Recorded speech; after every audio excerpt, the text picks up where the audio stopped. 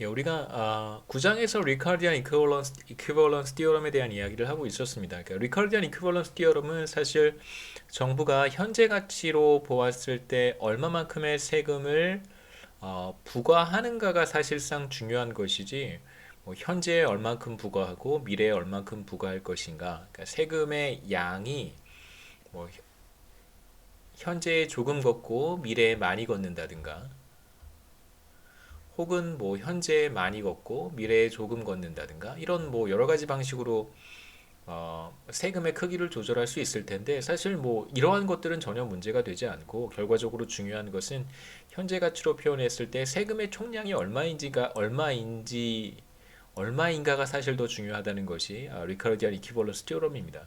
그래서 조금 더 응용해 본다면, 현재 세금을 조금 줄여주고 미래에 뭐 줄어든 세금만큼을 더 거두어 드린다고 한다면, 사람들이 현재 세금을 적게 내기 때문에 소득이 늘었다고 생각하지는 않는다는 거예요. 결국 소비자들에게 있어서, 가계 부문에 있어서 중요한 것은 세금 내야 되는 세금의 사실 총량이 중요한 것이지, 뭐 오늘 조금 적게 낸다 그래서 오늘 소비를 많이 하고, 뭐 미래에 세금을 더 많이 거둔다 그래서 미래의 소비를 줄이는 그런 의사결정을 이제 하지 않는다는 것이죠. 물론 현실에서는 그렇지 않은 경우도 빈번하게 나타나기 때문에, 우리가 리카르디안 이퀴벌런스 티오럼이 무엇을 의미하고 그로 인한 결과가 무엇인지를 여기에서 살펴보고, 9장의 마지막으로 그 다음에 현실적으로 리카르디안 이퀴벌런스 티오럼이 성립하지 않을 수 있는 이유들을 제가 간단하게 정리해서 말씀드리겠습니다. 우선 지난 시간에 이제 어떠한 이제 배경 스토리를 말씀을 드렸냐면, 정부는 현재의 G 바만큼을 반드시 지출하고요. 그다음에 이제 미래에는 G 바 프라임만큼을 지출을 해야 된다고 가정하겠습니다. 이건 이제 주어진 값이고요. 그다음에 정부는 다양한 방식으로 뭐 파이낸스를 할 수 있는데, 우선 이제 최초의 균형, 초기 균형을 우리가 뭐라고 설정을 하냐면, 제가 이그샘플을 하나 만들었는데요. 잠시만요. 제가 정부 지출이 40이라고 여기에서 가정을 했습니다. 그래서 여기에서도 예를 들면 정부는 현재 40만큼을 지출을 해야 되고 미래에도 40만큼을 지출을 해야 된다. 지출의 스트림은 주어져 있다고 가정을 하고요.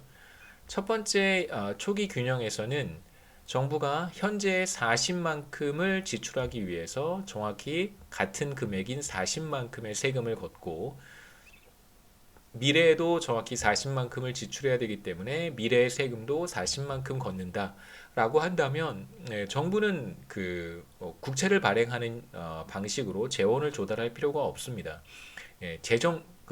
균형 재정을 유지하기 때문에, 이 경우에는요. 그래서 크레딧 마켓에 들어갈 이유도 없겠죠. 그래서 정부의 버짓 컨스트레인트를 우리가 이렇게 표현할 수 있었고, G 바 그다음에 G 바 프라임은 다 주어진 값입니다. 예를 들면 40.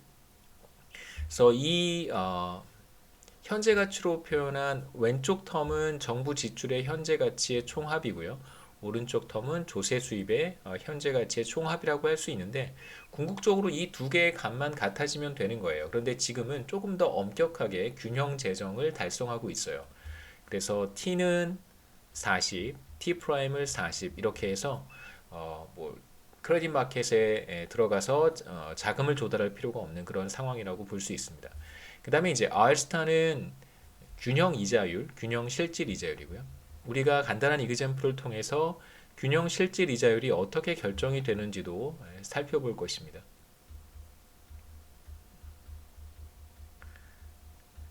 그 다음에 이제 경제 전체에 모두 N명의 소비자가 있다고 가정을 했었고요. 그래서 어, 지금 우리가 생각하려고 하는 시나리오는 어떤 시나리오냐면, 정부가 현재 세금을 감면해 주는 거예요. 그러니까 현재 세금을 조금 감면해 주고, 결과적으로는 이 균형 재정 그 정부 지출의 현재 가치와 조세 수입의 현재 가치의 총합이 같아져야 되기 때문에 결과적으로는 미래의 조세 수입을 늘리는 방식을 취하겠죠. 그래서 현재 얼마만큼의 세금을 깎아주냐면 사람마다 델타 타우만큼의 세금을 깎아준다라고 한번 가정해 보겠습니다. 그래서 델타 타우는 뭐 10 정도 각 사람이 부담해야 되는 조세 부담액이 이제 10만큼 줄어드는 상황이고 현재예요. 그럼 이제 미래에 조금 더 부담을 해야 되겠죠. 그 다음에 N은 편의상 제가 2명이라고 가정을 했습니다. 그래서 현재 세금을 얼마만큼 깎아주냐면 20만큼의 세금을 이제 총액으로 봤을 때 깎아주는 것인데 사람별로는 이제 10씩 깎아주는 그런 형태라고 볼 수 있습니다. 그래서 첫 번째 우리 질문은 그러니까 총액으로 봤을 때 현재 얼마만큼의 세금을 깎아주냐면 그러니까 대략 20만큼의 세금을 깎아준다고 한번 해보죠. 현재 그러니까 지금 우리가 최초의 균형에서는 현재 정부 지출 40만큼 세금을 거둔다라고 했습니다. 그래서 40만큼의 세금을 걷고 있었는데 정부가 어떠한 정책을 이제 취하냐면 현재 세금을 좀 깎아주는 거예요. 그래서 20만큼의 세금을 만일 현재 덜 거둔다고 한다면 미래에 얼마만큼의 세금을 더 거두어야 할까? 자, 이게 바로 첫 번째 질문입니다. 현재 델타 T만큼 세금을 인하한다면 자, 미래에 얼마나 많은 세금을 징수할 것인가?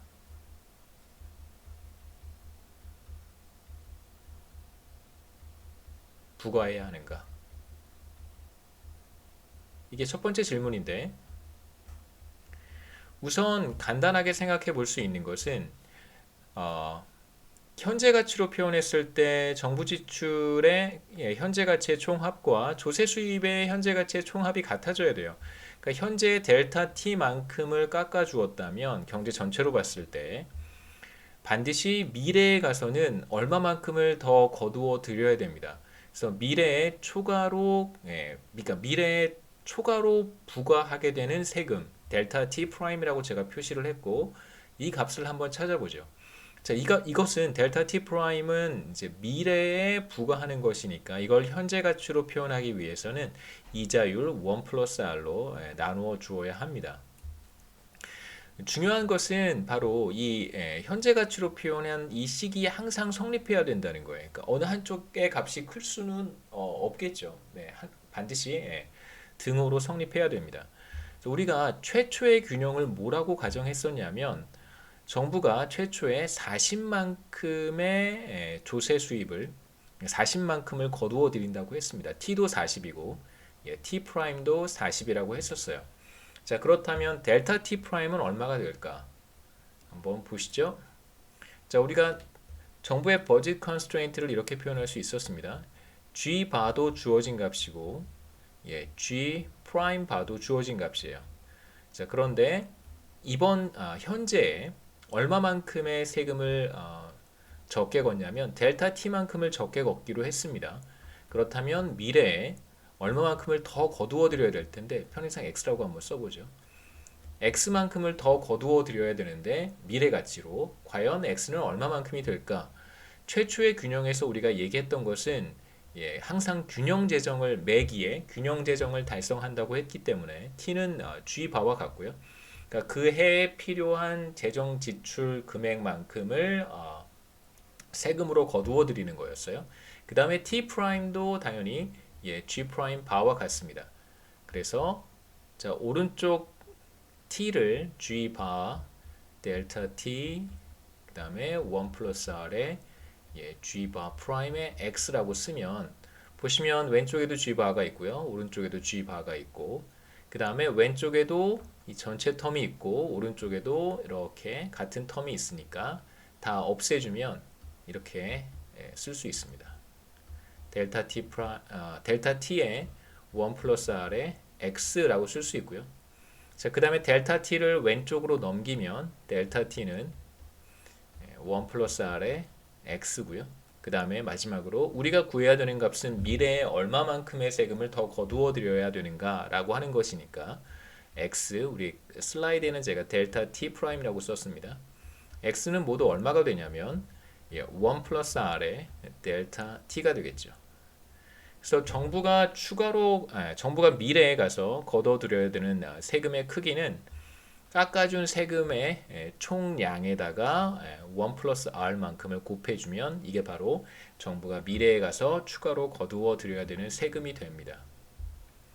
간단하게 우리가 한번 찾아볼 수 있고요. 그래서 델타 t 프라임 미래에 가서 정부가 추가로 징수해야 되는 세금은 바로 현재 깎아준 세금 곱하기 1 플러스 이자율이 되겠죠. 간단한 예를 제가 9장에서 소개를 했었는데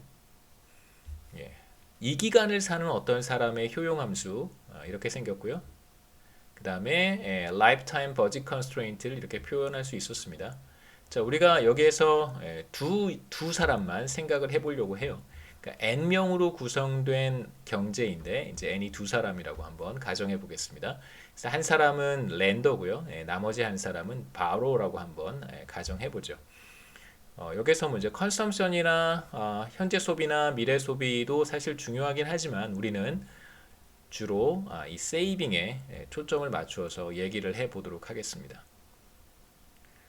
자, 계산을 좀 편하게 하기 위해서 제가 몇 가지 가정을 할 텐데 그 중에 이제 베타를 1이라고 가정을 할게요. 그럼 이제 계산이 굉장히 간단해집니다. 그 다음에 각 사람이 현재와 미래에 각각 부담해야 되는 세금은 이게 바로 이제 뭐 일종의 럼섬 텍스죠. 두 사람 모두 각각 두 사람이라고 제가 가정을 했습니다. 각각 이제 20씩 부담을 해야 되고요.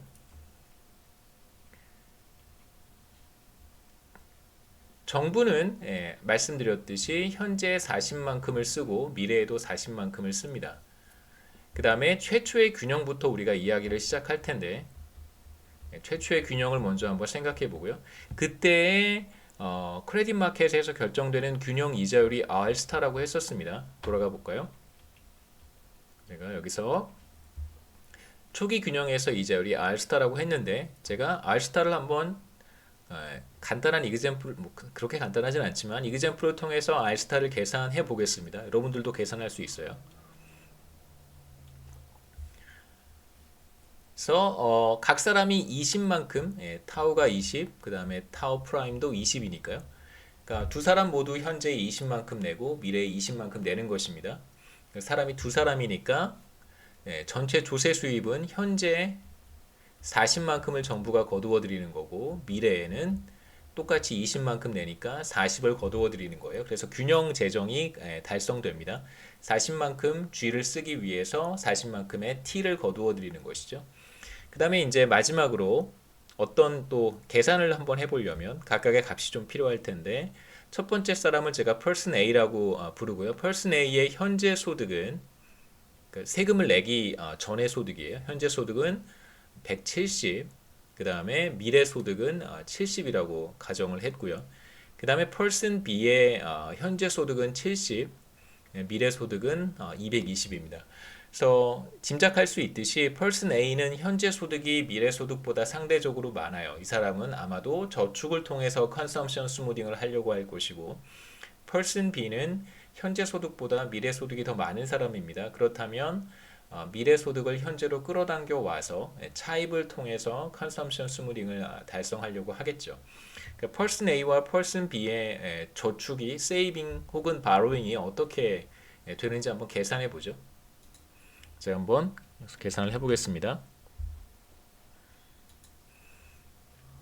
먼저 주어진 이그젬플에서 우리가 그 세이빙이 어떻게 결정이 된다고 했냐면 베타 1 플러스 베타의 현재 소득 마이너스 세금이고요. 그 다음에 1 오버 1 플러스 베타의 미래 소득 나누기 1 플러스 R 이렇게 표현했었어요. 이제 이 식이 어디에서 온 거냐면 여러분 슬라이드로 돌아가면 바로 이 식과 같습니다. 그러니까 효용함수 이렇게 주어져 있고 예산제약이 이렇게 주어져 있으면 효용을 극대화하는 문제를 통해서 현재 소비, 미래 소비, 저축 혹은 차입의 규모를 우리가 간단하게 표현할 수 있었고요. 여기서 베타를 1이라고 가정을 한다면 베타가 1이라면 이렇게 쓸 수 있겠죠. 예, 2분의 1의 현재 소득 그 다음에 예, 2분의 1의 미래 소득의 현재 가치라고 쓸 수 있습니다. 지금 우리는 초기 균형에 관심이 있으니까 초기 균형 상태에서는 정부가 균형 재정을 달성한다고 했었어요. 그래서 각 사람에게 20씩 예, 세금을 부과하고 있습니다. 타우 프라임도 20이고요. 그래서 20씩 내고 있는 것이죠. 20씩. 자, 이제 펄슨 A와 펄슨 B가 이제 소득의 스트림이 서로 다르니까 펄슨 A는 현재 소득이 상대적으로 많고 펄슨 B는 미래 소득이 상대적으로 많은 사람이었었어요. 그래서 펄슨 A의 문제부터 한번 생각해 보겠습니다. 펄슨 A는 예, 펄슨 A의 아마도 펄슨 A는 현재 소득이 상대적으로 많은 사람이기 때문에 저축을 하는 사람이 될 것이라고 얘기를 했었는데 한번 보죠. 펄슨 A의 현재 소득은 얼마였었냐면 죄송합니다. 예, 170, 70이고요. 예, 적어 놓을게요. 그 다음에 펄슨 B는 70, 220이었습니다. 자, 그래서 첫 번째 사람 펄슨 A의 경우에는 저축이 얼마가 될 것이라고 우리가 얼마가 되냐면 직접 계산을 해보죠. 이게 저축의 규모 혹은 차입의 규모가 됩니다.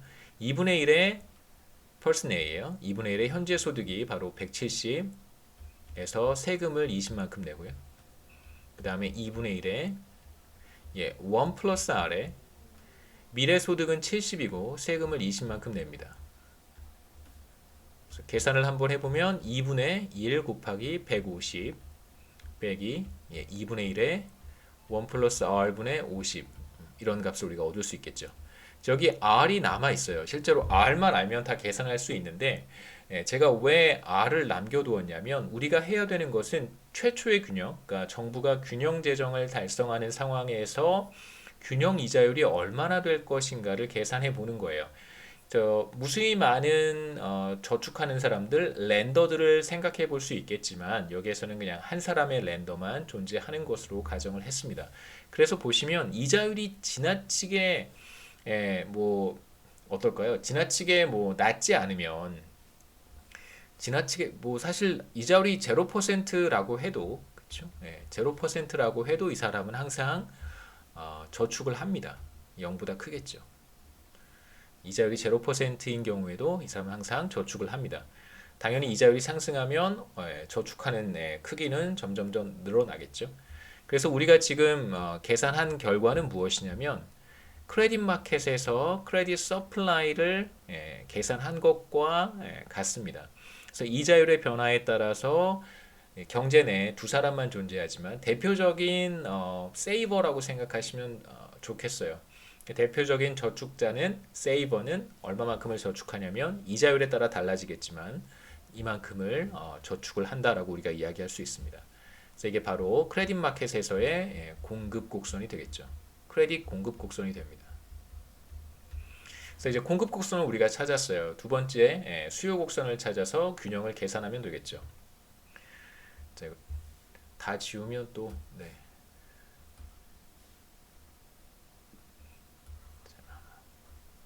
두 번째로 차입을 하는 사람의 경우에는 과연 얼마나 차입을 할지도 한번 계산을 해보죠. 그러면 우리가 차입하는 사람이 얼마만큼을 차입하는지를 통해서 크레딧 마켓의 디맨드 커브를 도출할 수 있습니다. 자, 두 번째 사람도 같아요. 한번 똑같이 써볼 수 있습니다. 2분의 1에 네, 남겨두죠. 그러니까 베타 오버 1 플러스 베타인데 이제 베타 1이라고 제가 적용한 것이고요. 이제 y는 타우 그 다음에 마이너스 이제 1 오버 1 플러스 베타죠. 2분의 1. 원래 이 값은 어디에서 왔냐면 1 오버 1 플러스 베타고 베타가 1이라고 우리가 가정을 했었습니다. 그래서 1 플러스 r분의 미래 소득이겠죠. 세금도 똑같아요. 두 번째 사람 바로의 경우에도 똑같이 20만큼의 세금을 내야 되고 그 다음에 두 번째 사람의 경우에는 현재 소득이 상대적으로 적어요. 70만큼. 그래서 써보겠습니다. 두 번째 사람은 아마도 borrow가 될 텐데 어떻게 그렇게 되는지 한번 보죠. 70만큼이 현재 소득이고 20만큼의 세금을 현재 내야 됩니다. 그 다음에 2분의 1에 미래 소득은 220이고요. 20만큼을 똑같이 세금으로 내겠죠. 그 다음에 1 플러스 R 이 값을 정리해 보면 2분의 1에 50 마이너스 2분의 1에 1 플러스 R 분의 200 이렇게 될 거예요. 그래서 보시면 이자율이 뭐 0%라고 하더라도 이 값은 항상 0보다 작겠죠. 이자율이 커지면 당연히 빌리는 양이 그러니까 SB라고 하는 값이 어떻게 될까요? 마이너스 값으로 커지는 거예요. 그러니까 0에 더 가까운 값을 갖겠죠. 그렇기 때문에 이 값은 항상 0보다 작습니다. 그래서 두 번째 사람 person B의 빌리는 금액의 양 차입의 규모는 이렇게 우리가 표현할 수 있고 이건 이제 마이너스 값을 갖기 때문에 this saving이라고 부르는데 여기에 이제 마이너스를 곱해주면 이렇게 마이너스 SB라고 표현하면 자 이렇게 쓰면 이게 바로 빌리는 돈이겠죠. 빌리는 금액. 이게 무슨 뜻이냐면 제가 마이너스 100이라고 쓰면 이거는 100만큼을 디스세이브 하는 거예요. 그러니까 100만큼을 빌려온다라는 뜻입니다. SB는 예를 들어서 마이너스 100의 값이 나올 수 있습니다. 예를 들면 마이너스 100이라고 쓰면 100만큼을 빌린다 라고 얘기를 하고요. 그래서 여기 마이너스 값, 마이너스 부호를 양쪽에 붙여주면 이제 마이너스 SB는 100이 되겠죠. 그래서 편의상 마이너스의 borrowing을 죄송합니다. 마이너스의 saving을 borrowing이라고 부르고 제가 여기에서는 이제 B라는 기호를 썼습니다.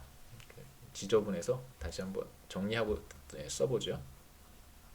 그 마이너스는 이제 빌리는 금액이라고 말할 수 없고 마이너스 저축이잖아요. 마이너스 저축은 빌리는 금액과 같겠죠. 그래서 이제 마이너스 조금 더 지우겠습니다. 자, 이 식의 양변에 이제 마이너스를 한번 곱해 보면 마이너스 SB는 마이너스 2분의 1에 50 플러스 2분의 1에 200 나누기 1 플러스 R이 되고 이제 마이너스를 곱했으니까 0보다 커지겠죠. 그리고 이것을 제가 편의상 borrowing의 B입니다. B라고 쓰겠습니다. person B가 얼마만큼을 빌리는가? 2분의 1에 50 플러스 2분의 1에 1 플러스 R 200이라고 쓸 수 있겠죠. 이게 바로 크레딧 마켓에서의 디맨드 커브가 돼요. 수요 곡선이 됩니다. 0보다 큰 값을 갖겠죠. 그래서 보시면 어떻게 될까요? 이자율이 상승하게 되면 이 값은 이게 항상 0보다 큰 값일 텐데 R이 커지면 이 값은 더 작아지겠죠. 그러니까 빌리는 금액이 더 적어지는 거예요.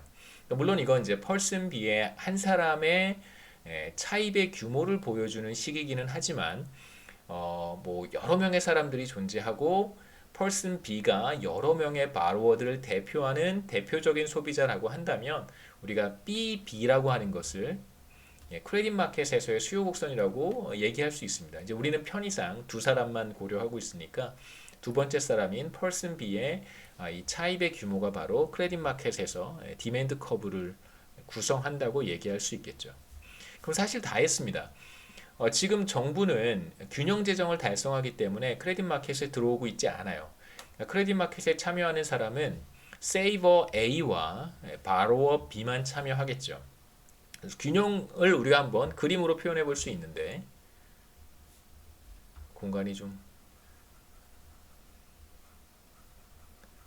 그래서 요것만 두 식만 남겨놓으면 되겠죠. SA와 BB 두 개만 남겨놓고 한번 지워보겠습니다.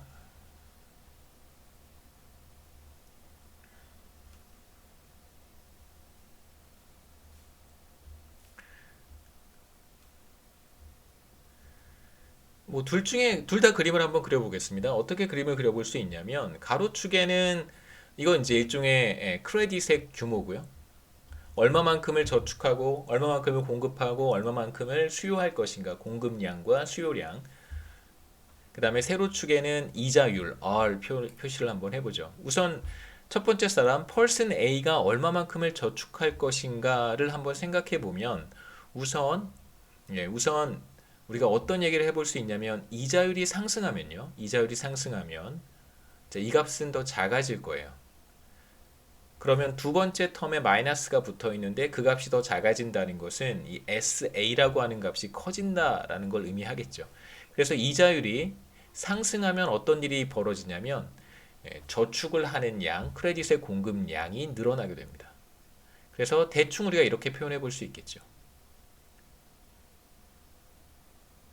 대충 물론 이제 정확히 표현하면 예를 들어서 이런 거예요. 이자율이 0%라고 하면 이 값은 두 번째 텀의 값은 25가 되겠죠. 그렇죠? 예, 이자율 R이 0라고 한다면 그럼 이 값은 75입니다. 그러면 75 빼기 25 하면 50이 될 테니까 정확히 그림을 그리면 이자율이 0%일 때 50에서 이렇게 우상향하도록 그림을 그리면 될 거예요.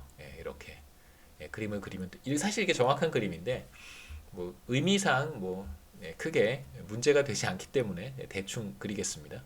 우상향하는 방향으로 그리시면 되겠죠. 자, 이게 바로 SA가 될 것이고 크레딧 마켓에서의 공급 곡선이 됩니다. 두 번째는 빌리는 금액인데 이건 이제 세이빙의 값이 마이너스가 되기 때문에 양변에 이제 마이너스 부호를 우리가 붙여서 마이너스 1을 곱해서 이걸 이제 차입의 크기라고 해석을 한 거예요. 보시면 마찬가지로 이자율이 상승하게 되면 이 두 번째 텀이 두 번째 텀이 작아질 거예요. 그렇다면 빌리는 금액의 양은 점점점 줄어들겠죠. 이자율이 상승할수록 빌리는 금액의 양은 점점점 줄어들 거예요. 네, 이렇게 가겠죠, 그렇죠? 여기에서 이자율이 이만큼일 때 이만큼을 빌렸는데 이자율이 상승하면 이쪽 방향으로 가는 거예요. 이자율은 상승하고 빌리는 금액은 줄어드니까 그래서 이런 방향으로 그림을 그리면 되겠죠. 마찬가지로 정확히 계산해 볼 수 있어요. 이자율이 R이 제로라고 하면 이 값은 100이 될 것이고 그렇죠? 그 다음에 이 값은 25니까 75가 될 거예요. 그래서 가로축과 만나는 점은 75가 됩니다. 그래서 이렇게 그리시면 되는데 뭐 큰 문제가 없기 때문에 해석을 하는 데는 그래서 우하향하는 수요 곡선 그려볼 수 있겠죠. B의 B. 그래서 우리는 사실 두 사람으로 구성되어 있는 매우 간단한 경제이기는 하지만 크레딧 마켓을 잘 표현할 수 있고 물론 이제 크레딧 마켓은 뭐 완전 경쟁적이어야 합니다. 그래서 크레딧 마켓을 우리가 표현할 수 있고 공급 곡선과 수요 곡선을 우리가 잘 묘사할 수 있습니다. 그럼 이제 균형을 우리가 찾을 수 있겠죠. 균형은 우리가 쉽게 찾을 수 있습니다. 어떤 이자율 수준에서 크레딧 공급량과 크레딧 수요량이 같아지는지 어떤 이자율 수준에서 이 두 값이 같아지는지를 찾으면 되겠죠. 찾는 간단한 방법은 빌리는 금액의 양과 빌려주는 금액의 양이 같다라고 하면 되는 거예요. 그래서 이 두 식을 같다고 놓으면 되겠습니다. 자, 어떻게 다시 한번 써볼까요? 여기에 써놓고 나머지를 지우도록 하겠습니다. 빌리는 양은 빌리는 양이 빌려주는 양하고 같아진다. 이게 바로 균형이겠죠. 지금 우리는 최초의 균형, Initial Equilibrium에서의 이자율 수준을 한번 찾아보고 싶은 거예요. 이게 R스타입니다. 그러니까 이 R스타가 어떤 값이 될까를 찾아보는 것이죠. 균형 이자율을 찾아보겠습니다. 균형 이자율. 그래서 빌려주는 양은 뭐와 같냐면 제가 외워야 되겠죠. 네. 자, 빌려주는 양은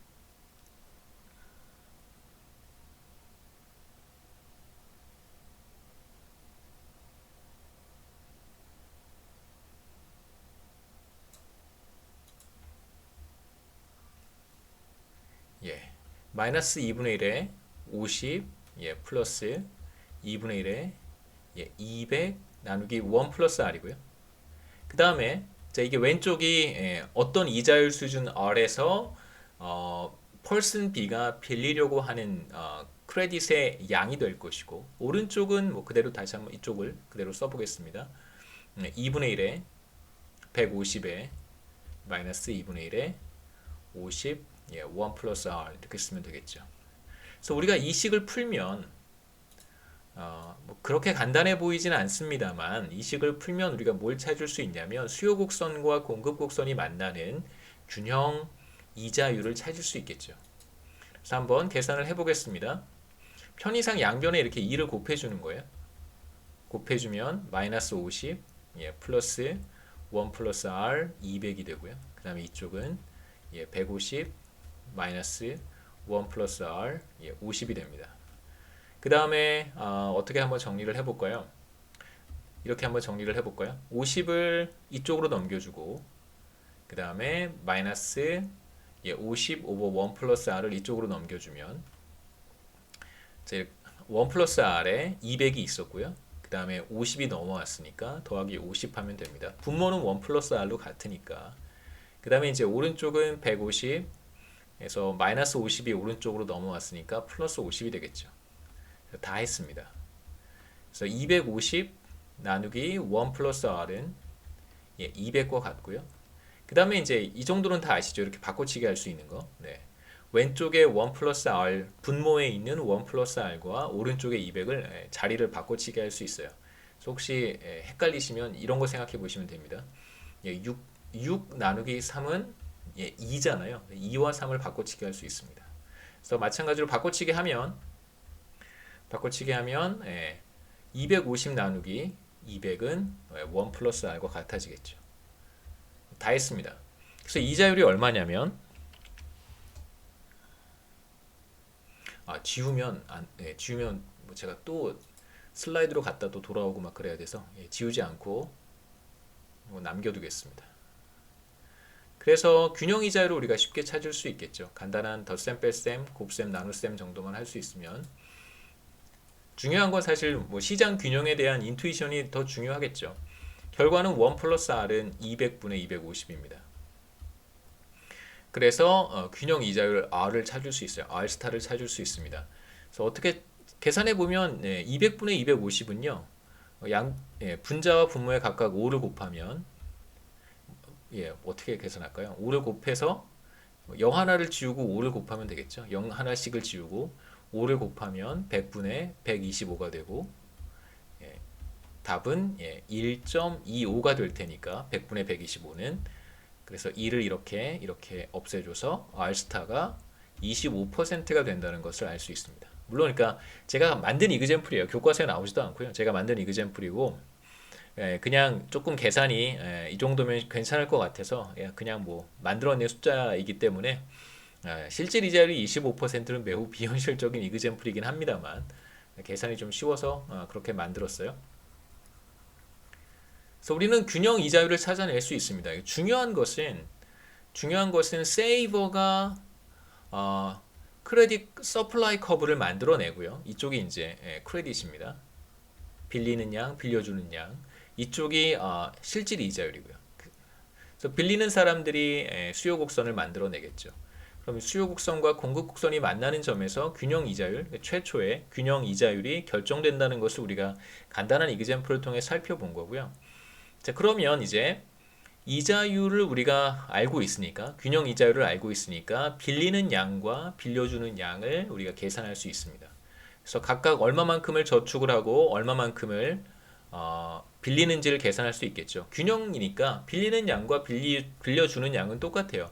그러니까 이 값과 이 값은 똑같겠죠. R 스타가 0.25라고 한다면 또는 1 플러스 R 스타가 1.25라고 한다면 이 값은 100분의 125였습니다. 자, 이 값을 갖는다고 한다면 혹은 200분의 250이었죠. 이 값을 갖는다고 한다면 그렇다면 이제 우리는 A는 얼마만큼 저축하고 B는 얼마만큼을 빌리는지 쉽게 계산할 수 있습니다. 그래서 한번 보시면 둘 중에 하나만 계산하면 되니까요. 얘가 바로 빌리는 양이죠. 얘를 가지고 한번 계산해 보겠습니다.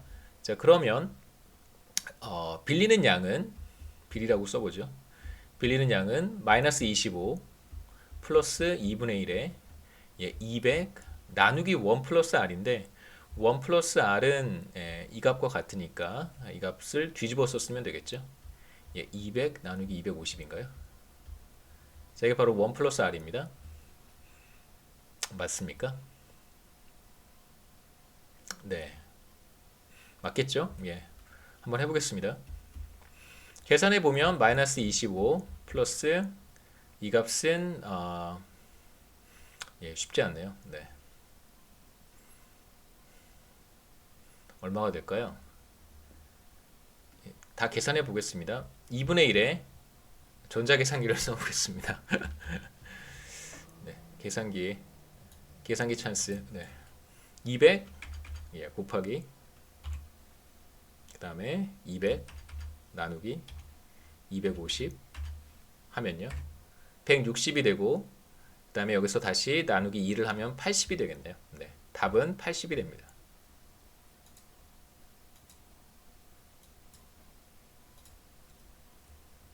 80. 그래서 우리가 얻은 결과는 이제 55가 되겠죠. 그래서 빌리는 사람은 55만큼을 빌리고요. 빌려주는 사람도 55만큼 빌려줄 거예요. 그래서 여기가 이제 55가 되겠죠. 이쪽은 실질 이자율 0.25 혹은 25%. 이게 이제 최초의 균형 상태예요.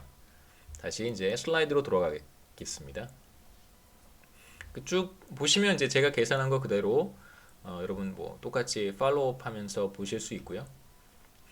예, 균형 이자율은 25%, 빌리고 빌려주는 양은 똑같이 55만큼입니다. 정부는 크레딧 마켓에 들어오지 않으니까요. 이제 우리가 보려고 하는 것이 이제 정부의 정책의 변화인데, 텍스 컷이 나타난다고 했습니다. 그러니까 현재의 정부는 두 사람한테 세금을 이제 보다 덜 걷는 거예요. 델타 타우만큼 적게 걷는 것입니다. 그러면 경제 전체에 두 사람만 있으니까 정부에 줄어드는 세금의 크기는 2 곱하기 델타 타우가 될 것이고요. 이제 여기 2는 사람의 숫자예요. 두 사람이니까. 그러면 미래에 추가로 거두어 들여야 되는 세금은 뭐냐면 아까 우리가 앞서 첫 번째 질문이라고 해서 던졌던 것이 델타 t만큼을 현재의 델타 t만큼을 깎아주면 세금의 총액입니다.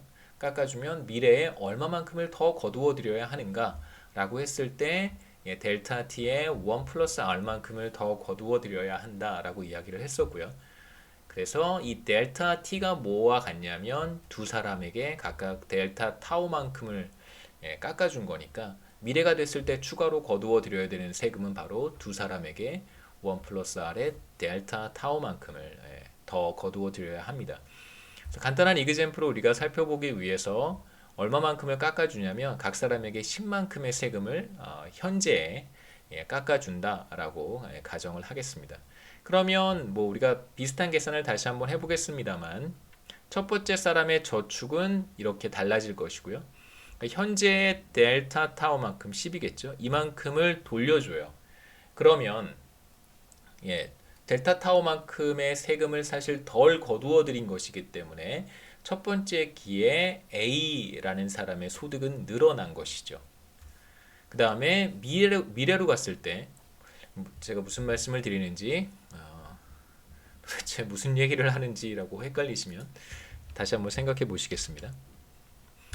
자, 우리가 간단한 이그젬플에서 얼마만큼을 저축하는지를 한번 계산해 봤더니 베타 오버 1 플러스 베타의 현재 소득 그 다음에 마이너스 1 오버 1 플러스 베타의 미래 소득 이렇게 우리가 계산을 했었어요. 이제 여기에다가 베타가 1이라고 하고 뭐 소득이 얼마고 세금이 얼마고 이렇게 계산을 해서 이게 플러스면 저축하는 사람들은 얼마나 저축을 하고 주어진 이자율 수준에서 그 다음에 이 값이 마이너스라면 주어진 이자율 수준에서 얼마만큼을 빌리는가 이런 식을 이제 우리가 조금 전에 다 표현했던 것이고요. 자, 이제 정책의 변화, 팔러스의 변화가 들어왔습니다. 현재 소득이 이게 현재 소득이란 말이에요. 뭐 세이버든 바로어든 지금 델타 타워만큼을 사실 덜 거둔 거예요. 그러면 가처분 소득, 처분 가능 소득 기준으로 현재 소득은 이만큼 늘어났겠죠. 그걸 이제 표시한 것이고 미래로 가서는 정부가 세금을 더 거두어 들여야 됩니다. 얼마만큼의 세금을 더 거두어 들여야 되냐면 각 사람들에게 이만큼을 더 거두어 들여야겠죠. 1 플러스 R의 델타 타워만큼 총액으로 봤을 때 두 사람이니까 이만큼을 더 거두어 들여야 돼요. 그래서 미래로 갔을 때 얼마만큼의 소득의 변화가 나타나냐면 세금을 더 거두어 들이니까 바로어든 세이버든 소비자 입장에서 가게 입장에서는 미래 소득이 줄어들 거예요. 세금을 더 내야 되니까. 그래서 미래 소득은 줄어들겠죠. 얼마만큼 줄어드냐면 마이너스의 1 플러스 R 델타 타우만큼을 더 내야 됩니다. 예, 미래 시점에서요. 그래서 이거를 현재 가치로 바꾼다면 예, 당연히 뭐 델타 타우라고 말할 수 있겠죠. 그래서 이렇게 제가 식을 다시 표현한 것입니다. 보시면 현재 세금을 깎아줬으니까 현재 소득은 이게 이 전체가 현재 소득이잖아요. 현재 소득은 늘어나고요. 미래 소득은 당연히 세금을 1 플러스 R만큼을 곱해서 더 내야 되니까 세금을 미래 소득 기준에서 본다면 미래 소득은 줄어든 것처럼 보이죠. 실제로 줄어들죠. 네. 마찬가지로 돈을 빌리는 차입을 하는 사람의 경우에도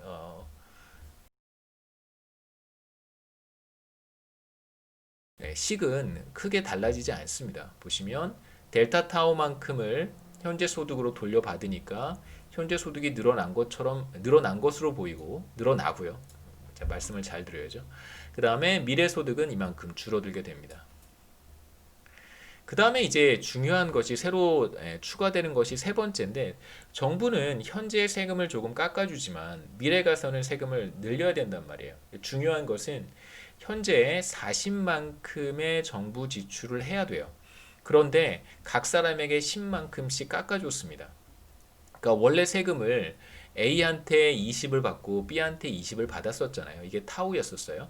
그런데 지금 각 사람에게 10씩 깎아줬으니까 A한테서 이제 10만큼 받고 B한테서 10만큼밖에 못 받는 거예요. 현재. 그러면 40만큼을 지출해야 되는데 현재 조세 수입은 20으로 줄어들었으니까 부족한 부분 20만큼, 그러니까 차액만큼을 깎아준 세금의 크기만큼이겠죠. 바로 델타 T입니다. 깎아준 델타 T만큼을 어떻게 해야 되냐면 크레딧 마켓에 가서 빌려야 돼요. 그러니까 지금 그 두 번째 펄슨 B와 같이 크레딧 마켓에 들어가서 돈을 빌려야 됩니다. 그래서 얼마만큼을 빌려야 되냐면 델타 T만큼 빌려야 되는데 이걸 제가 델타 타우로 표현을 한 거예요. 델타 타우는 한 사람이 돌려받게 되는 세금의 크기 혹은 깎아주는 각 사람별로 깎아주는 세금의 크기라고 제가 이야기를 했습니다. 그래서 두 사람이니까요. 그래서 이 값은 뭐 델타 라지 T 혹은 뭐 2 곱하기 델타 타우 이렇게 이야기할 수 있습니다. 그래서 2 곱하기 델타 타우만큼을 각 사람에게 깎아준 세금만큼을 이제 크레딧 마켓에 가서 빌려야겠죠. 이게 바로 중요한 팔러시 체인지입니다. 여기서 우리의 핵심 질문은 무엇이냐면 과연 이러한 변화가 나타났을 때 지금 정부가 세금을 현재 조금 걷고 균형 재정을 유지하다가 최초의 균형에서 밸런스드 버짓을 유지하다가 정부가 현재 세금을 조금 깎아주고 미래의 세금을 더 걷는 상황이 된 거예요. 그리고 거기에 동시에 정부도 크레딧 마켓에 들어가서 차입을 하는 상황이 벌어진 것입니다. 이러한 정책의 변화가 나타났을 때 크레딧 마켓의 균형이 달라질 것인가가 이제 우리의 핵심 질문이 되는 것이죠. 균형 이자율이 R스타 0.25였었는데 우리 이그젬플에서 과연 그 이자율이 달라질 것인가? 자, 우선 펄슨 A가 얼마만큼 저축이 달라지는가를 한번 계산해 보고요. 그 다음에 펄슨 B와 정부는 과연 얼마만큼을 빌릴까? 다시 말하면 크레딧 마켓에서의 서플라이와 크레딧 마켓에서의 디맨드가 어떻게 달라질 수 있을까를 한번 살펴보도록 하겠습니다. 자, 우선 펄슨 A와 펄슨 B는 똑같은 형태의 저축 함수를 갖는데요. 자신의 인다우먼트가 현재 소득과 미래 소득이 얼마만큼 다르냐에 따라서 한 사람은 세이버가 되는 거고 한 사람은 이제 바로가 되는 거잖아요. 그래서 두 사람 모두 똑같은 형태, 베타 오버 1 플러스 베타, 현재 소득 마이너스 1 오버 1 플러스 베타의 미래 소득으로 저축 혹은 뭐 차입, 디세이빙이죠. 차입을 표현할 수 있었습니다. 자, 이제 어떤 변화가 나타나냐면 여기에 델타 타우만큼을 돌려주고 미래에 자, 미래로 와서 미래 가치로 분자에다가 표현을 해야 됩니다. 1 플러스 R에 델타 타우만큼을 더 거두는 거겠죠. 이런 식의 변화가 나타난다면 A와 그 다음에 B, 그 다음에 정부까지 크레딧 마켓에서의 수요와 공급은 어떻게 달라질 것인가.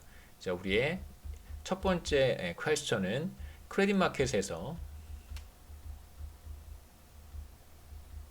수요 곡선과 공급 곡선의 변화입니다. 우선 수요를 구성하는 그 경제 주체는 person B와 정부예요. 정부도 차입을 하기 위해서 크레딧 마켓에 들어가기 때문에 수요 사이드에는 누가 있냐면 person B와 정부가 있고요. 서플라이 사이드에는 여전히 person A만 있겠죠. 그래서 우리는 먼저 person A의 문제를 보고 그 다음에 디맨드 사이드를 구성하는 person B와 정부의 문제를 함께 보도록 하겠습니다.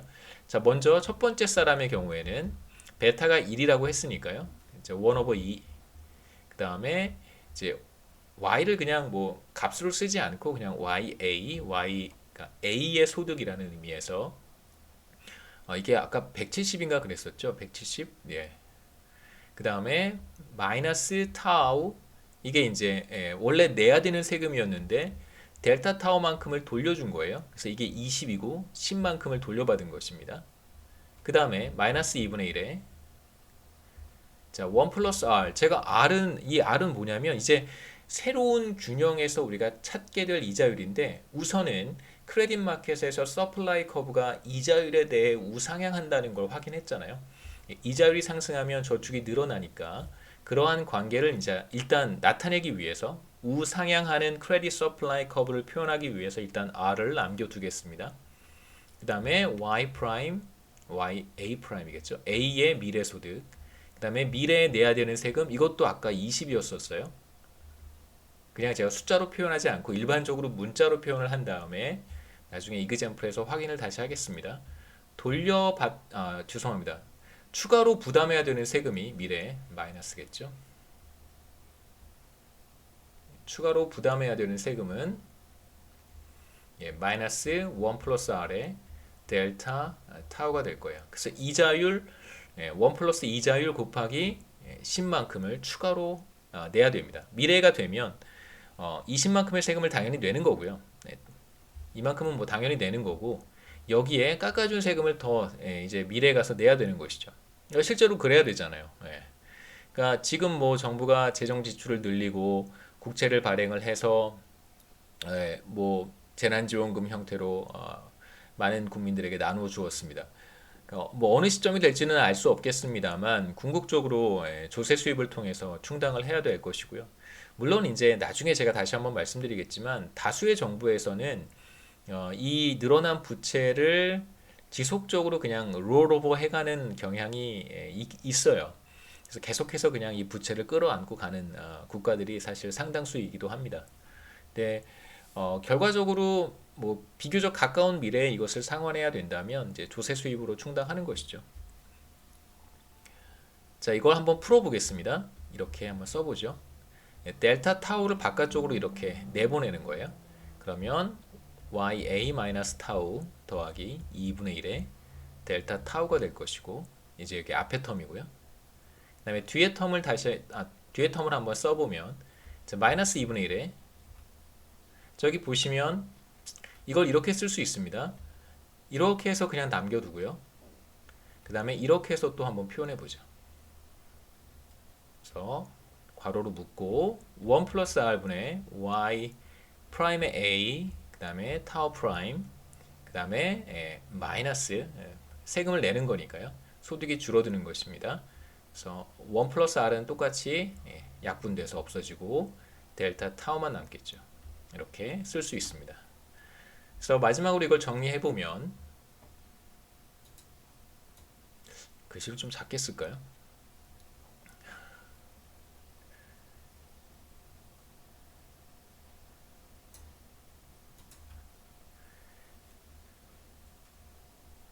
정리해 보면 2분의 1에 ya 마이너스 20 그 다음에 플러스 2분의 1에 델타 타우 두 번째 텀을 다시 써보겠습니다. 마이너스 2분의 1에 1 플러스 r y a 프라임 마이너스 타우 프라임 그 다음에 마이너스 2분의 1 곱하기 마이너스 델타 타우니까 플러스 2분의 1에 델타 타우라고 쓸 수 있습니다. 여기 2분의 1의 델타 타우, 2분의 1의 델타 타우니까 정리하면 2분의 1의 ya 마이너스 20 마이너스 2분의 1의 1 플러스 r의 ya 프라임 마이너스 타우 프라임 그 다음에 더하기 델타 타우가 되겠죠. 이게 바로 크레딧 마켓에서의 서플라이 커브가 되고요. 중요한 의미가 있습니다. 어떤 의미냐면 잘 보시면 우리가 앞서 최초의 균형에서 계산했던 것은 사실 요거밖에 없었어요. 최초의 균형에서는 고대 요 형태였었습니다. 이제 여기에 현재 소득 대입하고 미래 소득 대입하고 그 다음에 세금 이거 굳이 20이라고 쓸 필요는 없습니다. 타우라고 쓰죠. 타우. 예, 세금 다 대입하고 그래서 수요량과 공급량이 같다라는 조건 하에서 균형 이자율을 이제 찾았었는데 그때 이제 우리가 처음 시작할 때 바로 이게 크레딧 서플라이 커브라고 이야기를 했습니다. 근데 크레딧 서플라이 커브에 어떤 변화가 나타나냐면 바로 델타 타우만큼 크레딧 서플라이 커브가 이동하는 거예요. 이건 사실 이자율과 상관없이 나타나는 현상입니다. 그러니까 이자율과 상관없이 이자율이 어떤 수준에 있든 상관없이 지금 크레딧 서플라이 커브가 크레딧 공급량이 늘어난 거예요. 얼마만큼 늘어난 거냐면 정부가 깎아준 그러니까 현재에 깎아준 세금의 크기만큼 크레딧 서플라이 커브가 오른쪽으로 이동한 것입니다. 10만큼 깎아준 거잖아요. 10만큼 이동한 거예요. 그래서 그림으로 표현해 본다면 우리 슬라이드에 있는데 그림으로 표현해 본다면 이렇게 되는 거죠. 가로축이 크레딧이고요. 세로축이 실질 이자율입니다. 크레딧 서플라이 커브는 이렇게 우상향한다고 우리가 이야기를 했었는데 바로 SA가 되겠죠. 이자율과 상관없이 그러니까 이자율이 뭐 여기에 있든 혹은 여기에 있든 상관없이 세이빙이 정확히 델타 타우만큼 늘어난 거예요. 그래서 서플라이 커브가 오른쪽으로 델타 타우만큼 이동했다. 이렇게 우리가 이야기할 수 있습니다. 이 차이가 바로 델타 타우가 되는 것이죠. 이게 우리가 첫 번째 서플라이 커브에 나타난 변화라고 이야기할 수 있습니다. 슬라이드로 한번 잠깐 돌아가서 결과를 확인해 보죠. 자, 애그리게이트 세이빙이 바로 크레딧 마켓의 서플라이 커브를 크레딧 마켓에서의 공급 곡선을 의미하는 것이고요. 공급량이라고 해도 괜찮습니다. 이자율에 따라서 공급량이 다 달라질 테니까 공급 곡선에 이제 변화가 나타나는데 공급 곡선이 오른쪽으로 이동하게 되는 현상이 나타날 거예요. 그 다음에 이제 똑같은 문제를 한 번 더 풀어볼 텐데 이제 디맨드 사이드를 한번 보겠습니다. 똑같은 식에서 출발하면 되겠죠. 그래서 두 번째 사람의 세이빙은 혹은 디세이빙은 마찬가지로 베타 오버 1 플러스 베타의 두 번째 사람의 소득 그 다음에 델타 타우는 나중에 다시 넣겠습니다. 2분의 1의 1 플러스 R분의 미래 소득 자 이렇게 우리가 표현할 수 있었는데요. 마찬가지로 펄슨 B한테도 현재 세금을 델타 타우만큼 깎아주고 미래의 세금을 1 플러스 R의 델타 타우만큼을 더 거두어 드리는 이런 정책을 지금 시행을 하고 있는 것이죠.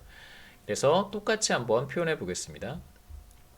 펄슨 B의 경우는 2분의 1의 YB 마이너스 타우 플러스 델타 타우 돌려받은 것이니까 펄슨 B 입장에서는 소득이 늘어난 것이 돼서 플러스로 표시를 하고요.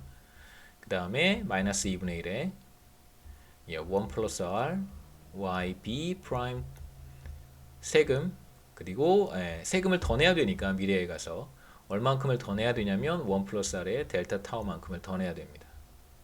이렇게 자 그래서 한번 풀어보죠. 똑같이 정리하면 되겠습니다. 그래서 얘만 바깥으로 끄집어내고요. 마찬가지로 얘만 바깥으로 끄집어내겠습니다. 그러면 2분의 1의 YB 마이너스 타우 플러스 2분의 1의 델타 타우가 되고요. 이게 이제 앞에 텀이고 뒤에 텀은 2분의 1의 똑같겠죠. 1 플러스 R 괄호로 묶어놓고 한 번 더 계산해보죠. 타우 프라임 그 다음에 마이너스에 이렇게 묶어서 한번 계산을 한 것입니다. 괄호 안부터 먼저 계산을 하면 마이너스에 델타 타우가 되고 그래서 펄슨 A의 경우와 마찬가지로 2분의 1의 YB 마이너스 타우 그 다음에 여기 2분의 1의 델타 타우가 있고 예, 2분의 1에 델타 타우가 있으니까 마이너스 만나서 플러스가 되겠죠. 그래서 마지막 먼저 써놓죠. 델타 타우 그 다음에 마이너스 2분의 1에 예, 미래소득 이렇게 표현할 수 있습니다. 자, 이것은 이제 디맨드 사이드 전부는 아니고요. 아까는 초기 균형에서는 정부가 크레딧 마켓에 들어오지 않으니까 펄슨 B가 유일한 디맨드 사이드 구성원이 돼서 펄슨 B의 차입의 규모가 바로 크레딧 마켓에서 디맨드 커브를 구축한다고 이야기를 했었는데, 지금 여기에서는 이제 정부도 차입을 하기 위해서 크레딧 마켓에 들어온단 말이에요. 그래서 정부도 한번 같이 보도록 하겠습니다. 이거는 펄슨 B가 얼마만큼 저축할 것인가 마이너스 값을 보여주는 것이고요. 자, 이제 이걸 차입의 규모로 바꿔서 한번 표현을 해보죠. 양변에 마이너스를 붙이면 이게 빌리는 금액이 됩니다. 그래서 빌리는 금액으로 다시 한번 써보면 펄슨 B가 얼마나 빌리는가, 우리가 이것을 B의 B라고 썼습니다. B의 B 마이너스만 이렇게 곱해주면 되겠죠. 이렇게 마이너스 붙여주면 됩니다. 마이너스 여기 플러스로 바뀔 거고 마이너스로 바뀌겠죠. 그러면 마이너스 2분의 1의 현재 소득, 그 다음에 플러스 2분의 1의 미래 소득의 현재 가치, 마이너스 세금이 될 것이고요. 그 다음에 델타 타우. 그러니까 결국 펄슨 B, 그러니까 빌리는 사람 입장에서 어떠한 변화가 나타나냐면요. 이거 지금 빌리는 돈이란 말이에요. 빌리는 금액이 어떻게 달라지냐면 똑같이 펄슨 A의 경우에는 현재 소득이 늘어났어요. 세금을 깎아줬기 때문에 현재 소득은 늘어났고 미래 소득은 줄어들었습니다. 미래에 가면 세금을 더 내야 되니까요. 그래서 펄슨 A의 경우에는 어떠한 변화가 나타났냐면 저축이 늘어나는 변화가 나타났어요. 그래서 제가 서플라이 커브가 오른쪽으로 이동한다고 이야기를 했었습니다. 근데 지금 빌리는 사람에게는 어떠한 변화가 나타나냐면 깎아준 세금의 금액만큼 덜 빌리는 거잖아요. 돌려받은 세금 혹은 깎아준 세금, 돌려받은 세금, 깎아준 세금 뭐 다 괜찮습니다. 돌려받은 세금만큼 적게 빌리는 거예요. 이런 현상이 나타나겠죠. 그래서 서플라이 커브는 델타 타우만큼 바깥쪽으로 이동하는 반면에 디맨드 커브의 첫 번째 구성 요소인 바로어의 문제를 우리가 살펴봤는데, 이 경우에 이제 델타 타우만큼 디맨드 커브가 왼쪽으로 이동할 것이다 라고 예상할 수 있습니다. 그래서 적게 빌린다 라고 하는 걸 확인할 수 있고요. 자, 이건 디맨드 사이드의 첫 번째 구성원이고, 두 번째 구성원이 있죠. 바로 정부입니다. 정부는 얼마만큼 빌리냐면 정부가 빌리는 금액을 B의 G라고 쓸 텐데, borrowing, government 뭐 이런 의미로 제가 BG라고 썼고요. 정부는 얼마만큼 빌리냐면 지금 각 사람에게 델타 타워만큼 깎아준 거잖아요. 그래서 델타 타워만큼을 추가로 더 빌려야 됩니다. 각 사람 2 곱하기 델타 타워만큼을 이제 추가로 빌려야 되겠죠. 왜냐하면 말씀드렸듯이 정부 지출은 40만큼 필요한데 원래 최초 균형에서는 20씩 세금을 거뒀잖아요. 그래서 정부 지출 40을 충당했는데 이제 각 사람에게 10씩 깎아줬으니까 그러니까 20을 더 거두어 드려야지만 현재의 정부 지출을 조달할 수 있는 거예요. 그래서 20만큼 깎아준 세금만큼을 정부가 크레딧 마켓에 들어가서 빌린다라고 이제 우리가 해석해야 되는 것이죠. 자, 이제 다 됐습니다. 크레딧 디맨드를 구성하는 바로어와 거버먼트의 문제를 우리가 간단하게 살펴봤고요. 그러면 크레딧 디맨드 커브는 어떻게 구성이 될까? 이 둘을 더하면 되겠죠. 크레딧 aggregate borrowing, 크레딧 디맨드 다 뭐 좋습니다. 어떤 표현이든 같은 뜻이니까요. 크레딧 디맨드는 어떻게 될 것인가?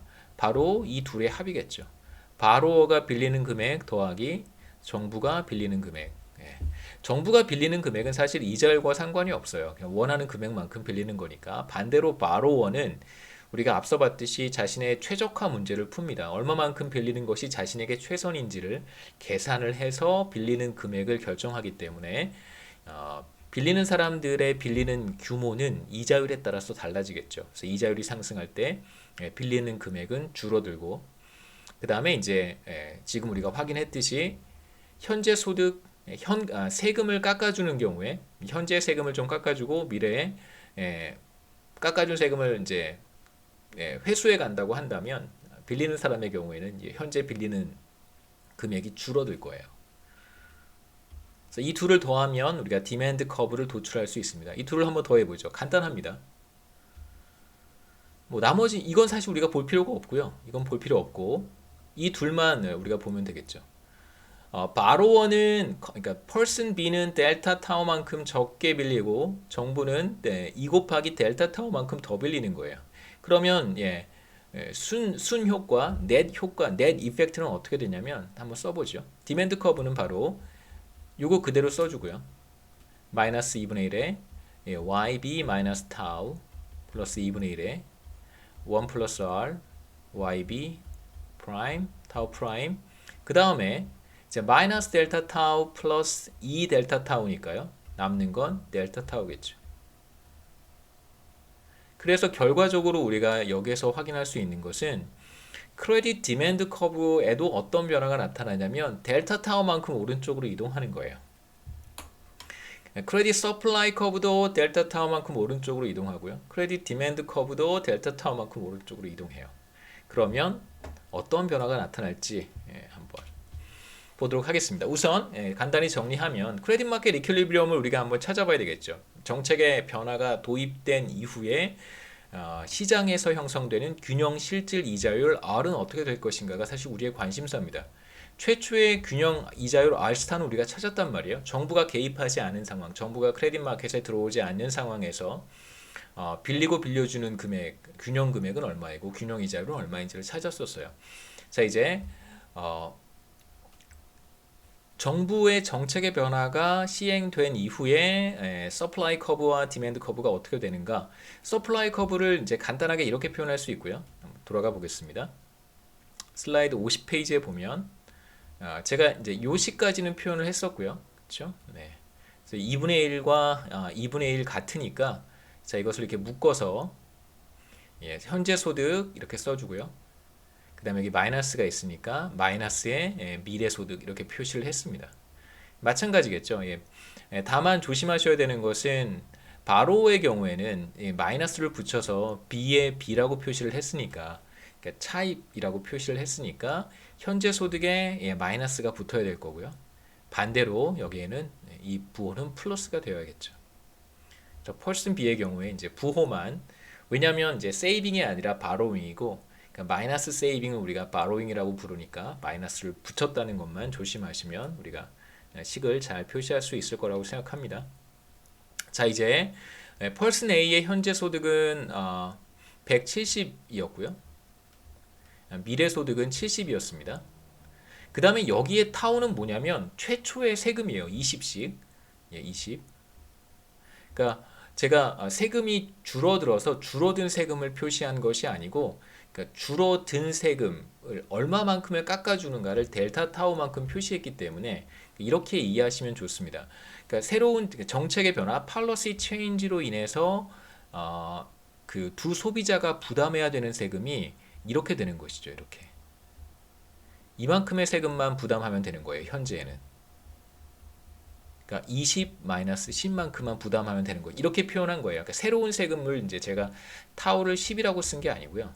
이렇게 쓴 게 아니고 20 빼기 10으로 표시를 한 거예요. 그래야 뭐 수요 곡선이 얼마만큼 이동하는지 공급 곡선이 얼마만큼 이동하는지를 조금 더 쉽게 표현할 수 있어서 그래서 이 타우는 최초의 세금 20과 같은 값입니다.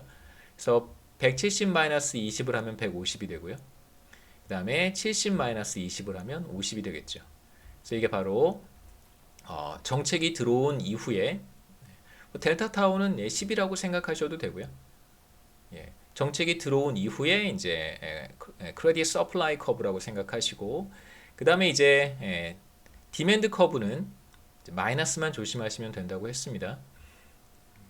그래서 펄슨 B의 경우 현재 소득이 70이었으니까요. 현재 소득 70-20 해서 여긴 마이너스 50이 되고 미래 소득은 220이라고 했습니다. 마찬가지로 220 마이너스 20을 하면 200이 돼요. 그래서 이게 바로 크레딧 디맨드 커브가 됩니다. 제가 굳이 이거 둘을 더하진 않았고요. 그래서 마이너스 델타 타우는 펄슨 B가 이만큼을 적게 빌리려고 할 것이다 라는 걸 의미하고, 두 번째 2 곱하기 델타 타우는 정부가 이만큼을 더 빌릴 것이다 라는 걸 의미를 합니다. 그래서 이게 바로 정부의 차입이고요. 그 다음에 마이너스 델타 타우는 펄슨 B가 차입을 이만큼 줄이는 거예요. 차입의 감소분이겠죠.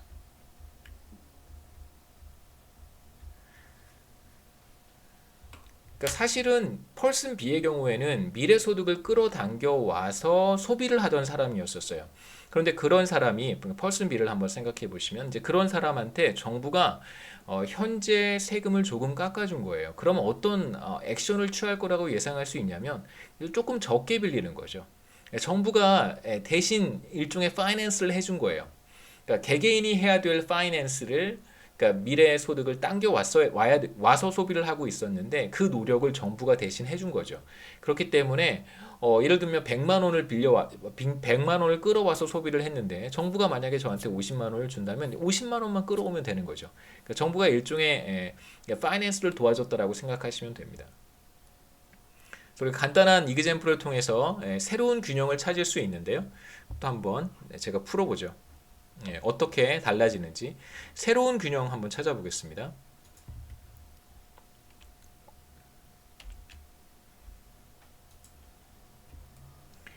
정부의 정책이 들어온 이후에 새로운 균형이고요. 자, 우리가 먼저 그림 제가 슬라이드에 또 나오긴 하지만 간단하게 직관적으로 한번 접근을 해보겠습니다. 실질 이자율이 있고 크레딧이겠죠. 첫 번째 우리가 봤던 사실은 크레딧 서플라이 커브가 돌려받은 세금만큼 오른쪽으로 이동한다는 거고요. 델타 타워만큼. 그 다음에 이제 두 번째는 크레딧 디맨드 커브가 빌리는 사람은 전부 다 적게 빌려요. 하지만 어떤 변화가 나타나냐면 마이너스 델타 타워만큼 이렇게 디맨드 커브가 왼쪽으로 이동하지만 정부가 이거의 2배만큼을 더 빌리는 거잖아요. 그렇죠? 그래서 디맨드 커브가 이렇게 바깥쪽으로 또 이동합니다. 그래서 이런 형태를 갖게 되겠죠. 새로운 균형은 최초의 균형부터 찍어보겠습니다. 이게 최초의 균형이었고요. 이때가 R 스타였었어요. 자, 그런데 새로운 균형은 아마 이쯤 어디에서 형성이 되겠죠. 자, 과연 새로운 균형에서 실질 이자율이 상승할 것인가 하락할 것인가가 이제 우리의 주된 관심사가 될 거예요. 만일 상승하거나 하락하지 않고 일정하게 유지가 된다면 그러면 자원 배분의 변화는 나타나지 않는 것이죠. 그 가격이 변하지 않았으니까. 지금 우리가 보고 있는 간단한 모형에서는 사실 가격이라고 하는 시장 가격이라고 하는 것이 R스타밖에 없어요. 우리가 여러분이 이제 경제학 원론, 미시경제학, 거시경제학 이렇게 배우시면서 사실은 제가 여러분들께 바라는 것은 여러 가지 개념들과 여러 가지 우리가 생각해야 할 것도 또 때에 따라서는 또 외워야 될 것도 많이 있고 그렇지만 이론적으로 추론해야 될 것들도 많이 있고요.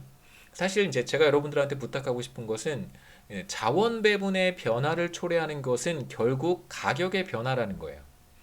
그러니까 시장 가격이 변하게 되면 자원 배분이 달라질 텐데 그 자원 배분을 왜곡시키는 방향으로 가격의 변화가 나타날 수도 있다는 것이죠.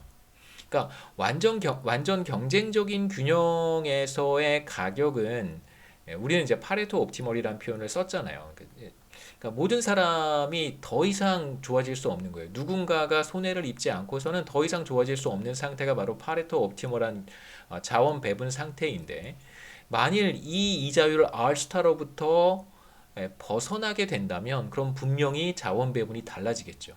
하지만 이 R스타로부터 벗어나지 않는다면 그러면 자원 배분에는 어떠한 변화도 나타나지 않는다라고 우리가 얘기할 수 있습니다. 자, 이제 시장 이자율이 과연 달라질 것인지 어떻게 될 것인지 한번 보도록 하죠. 네, 간단한 이그젬플을 통해서 확인해 보면 어떤 결과가 나타날지 우리가 유추해 볼 수 있습니다. 먼저 저축하는 사람들은 얼마를 저축하냐면 다시 한번 제가 써보겠습니다. 자, ya 마이너스 타우 그 다음에 마이너스 2분의 1에 1 플러스 r에 자, ya 프라임 타우 프라임이고요. 이 사람은 저축을 늘린다고 했습니다. 현재 세금을 돌려받았지만 미래에 세금이 늘어날 것이라고 생각해서 돌려받은 세금을 다 저축하는 거예요. 그리고 다시 세금을 내는 것입니다. 그래서 이 값이 우리가 170이라고 했었나요? 170 여기 20 그 다음에 이 값은 70 우리 20이라고 했으니까 계산해 보면 자 2분의 1에 150이니까요. 2분의 1에 150 그 다음에 마이너스 1 플러스 r에 50이라고 표현을 했습니다. 그 다음에 델타 타우 그 다음에 이제 빌리는 사람들 정부와 빌리는 사람을 우리가 생각해 보면 마찬가지로 표현할 수 있겠죠. 2분의 1에 처분 가능 소득은 70 마이너스 20이니까 50이고요. 그 다음에 미래에는 부호 조심하셔야 됩니다. 마이너스 여기 플러스 자 미래에는 미래 소득이 220이니까요. 200 나누기 100 1 플러스 r 그 다음에 빌리는 사람은 델타 타워만큼을 적게 빌릴 것이고 정부는 붉은색으로 2 곱하기 델타 타워만큼을 더 빌리려고 할 거예요. 자 이제 균형은 어떻게 형성될 것인가 어렵지 않습니다. 우리가 똑같이 접근하면 돼요. SA와 이게 바로 균형에서 균형 공급량 크레딧의 공급량이 균형 수요량과 같다고 놓으면 되는 것이죠. 그래서 수요 곡선과 공급 곡선이 만나는 점에서 이자율이 어떻게 될 것인가를 우리는 찾을 수 있습니다. 이 둘을 같다고 놓고 이자율에 대해서 계산하면 됩니다. 이 값은 2분의 1에 맞나요? 혹시 틀렸는지만 확인해보고 돌아오겠습니다. 150에 50 마이너스 50에 200 네 맞네요.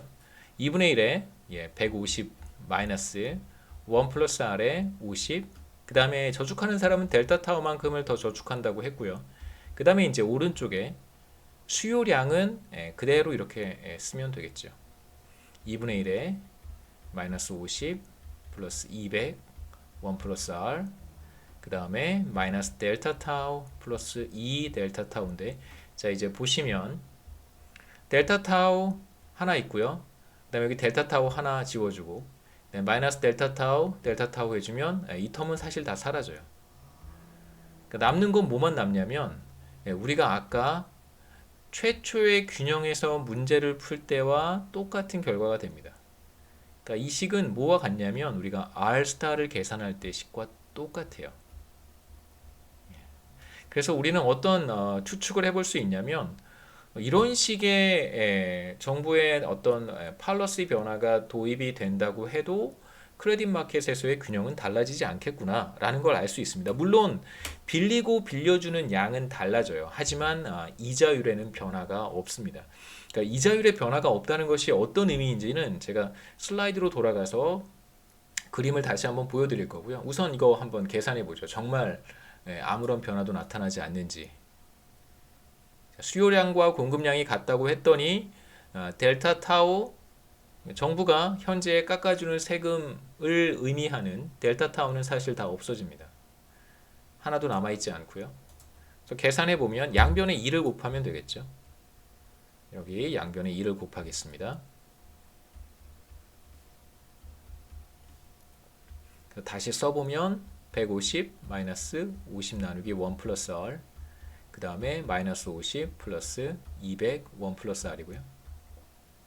그래서 이 텀을 오른쪽으로 보내고 마이너스 50을 왼쪽으로 보내면 200은 1 플러스 r분의 250이 되고 이 둘 바꿔 쓸 수 있다고 했습니다. 그래서 1 플러스 r은 200분의 250 그래서 우리는 다 됐죠.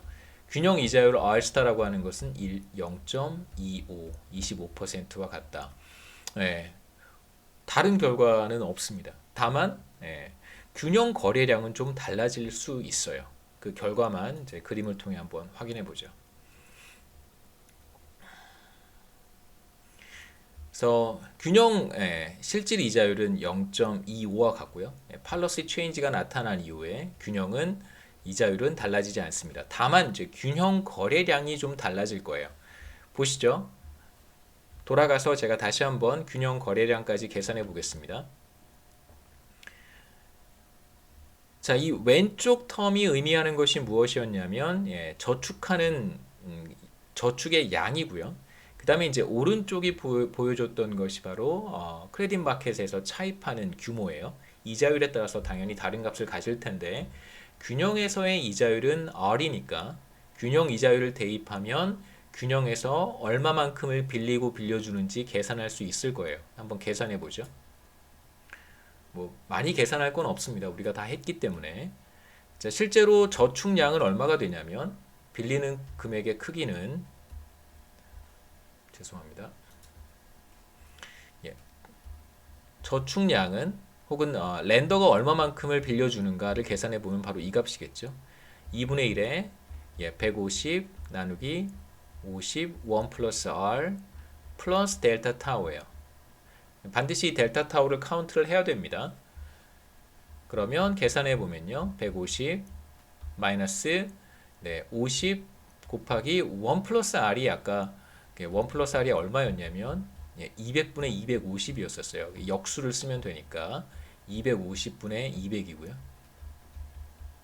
그래서 이 값을 다 계산해 보면 40이 되겠네요. 그렇죠? 40. 이 값은 40이 됩니다. 그래서 150 마이너스 40을 하면 110. 죄송합니다. 110, 그 다음에 110을 2분의 1로 나누면 55가 되겠죠. 그래서 55 더하기 델타 타우가 돼요. 균형이니까 수요량도 정확히 55 플러스 델타 타우가 됩니다. 55는 어떤 값이었냐면요. 정부의 정책의 변화가 없었을 때, 정부가 크레딧 마켓에 들어오기 전에, 그러니까 균형 재정을 달성하고 있을 때 크레딧 마켓의 균형 거래량이 55였었어요. 그러니까 이제 정부의 정책의 변화가 나타나게 된다면 크레딧 마켓의 균형 거래량은 델타 타우만큼이 추가된다는 뜻이죠. 그래서 균형 거래량은 55 플러스 델타 타우가 됩니다. 균형 거래량은 변하겠죠. 그래서 시간이 다 돼서 뭐 다음 시간에 이어서 새로운 균형에서 실질 이자율은 변하지 않았는데 사실상 균형 거래량은 달라진 거예요. 그게 이제 그 최적화 문제, 그 렌더와 바로 이게 펄슨 A고 펄슨 B겠죠. 펄슨 A와 펄슨 B의 문제에서 각각 어떻게 나타날 수 있는지, 그러니까 이자율은 변하지 않은 상태에서 의사결정이 정말 달라진 것인지 이러한 문제들을 마지막으로 정리를 하고 다음 장 10장으로 넘어가도록 하겠습니다.